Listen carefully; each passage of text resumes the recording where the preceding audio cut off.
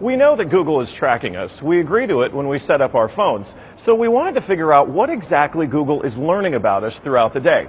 So here's what we're going to do. We have two identical phones. The only difference between these two phones is this one is in airplane mode. Both of the phones lack a SIM card, and they haven't been set up to access any Wi-Fi networks. So for all intents and purposes, these phones have no connection to a data network.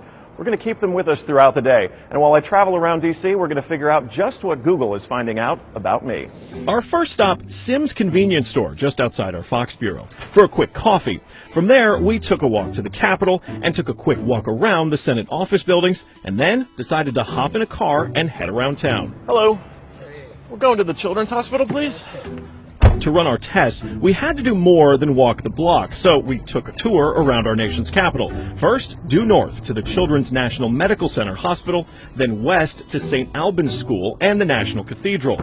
Our tour around town was a 14-mile journey that lasted more than an hour. The entire time, the phones had no access to the internet. Oh my goodness. Not a Wi-Fi connection and not any cellular data service. It almost seemed quaint to assume that Google wouldn't even be able to collect data on me. Let's head back to the bureau, my friend. Oh, that church is beautiful. Google's business model is simple. Collect data on its users and then use that data to sell targeted ads. It's a business model called surveillance capitalism. But does that critical data collection work even when your phones aren't connected? So we're back here at our Fox Bureau in DC, and we've got both of our phones exactly how we left with them. The only difference, really, I snapped a couple of bad selfies at the National Cathedral. But otherwise, they have stayed in my pocket for the entire day. So let's find out what they know. This is our man-in-the-middle device. It's basically a Wi-Fi network that these phones are going to connect to once we turn their Wi-Fi on. It's going to pass data through it on the way to Google. But on the way, we're actually going to get a copy of the same data that Google's going to get. We'll be able to decrypt it and then find out where we've been throughout the day.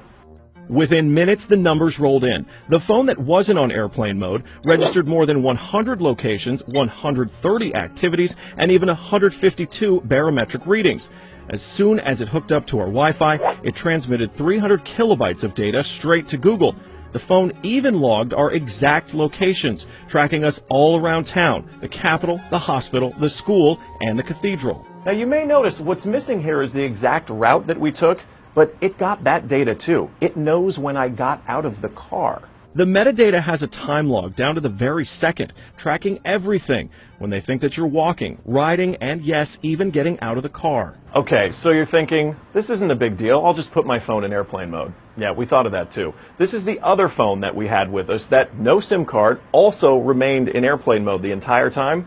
Let's see what kind of data it captured.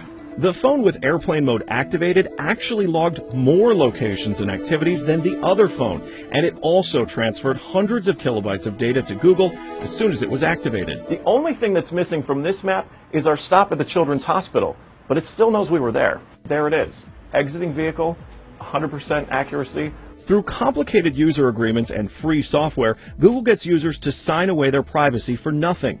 They're even following you in the places that most people would expect total privacy: government buildings, a children's hospital, a private school, a church. Every move you make, every step you take, Google is watching you.